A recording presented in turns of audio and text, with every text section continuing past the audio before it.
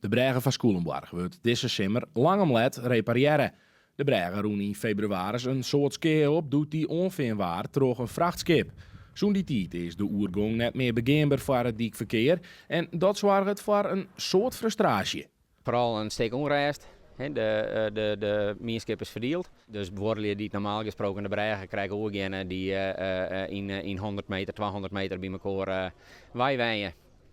Die maakt nou wat is het, een kilometer of zo en 8 om bij elkaar te komen.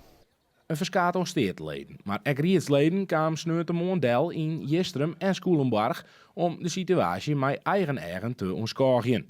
Ja, de mierskip dat die in twaan leidt, dat de leefbaarheid zo onder druk komt. En wat voor impact dat ik had op de gezinnen die je wenjen, mensen die te bijmjaars naar squalen brengen moeten, die er echt heel skoft voor omrieden moeten, een paar keer per dag.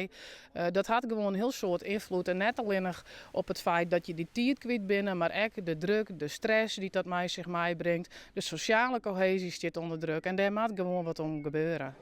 De steden zullen haar nou boegje over wat zij dwaan kennen aan deze problematiek. Maar er liep dochs wat schot in de zaak te komen. Zo had het dwarsbelang aankomende weken wat meer helderheid krijgen van Rijkswaterstaat. Wat het goed is, in de weken van 8 tot 12 juli wordt in ieder geval het Bregendijk dat er nou leidt, wordt uitheesen en wordt dan op transport gebracht naar een werf en daar zal er dan verder repareerd worden. En ja, hoe lang dat wordt, dat weten we nog net.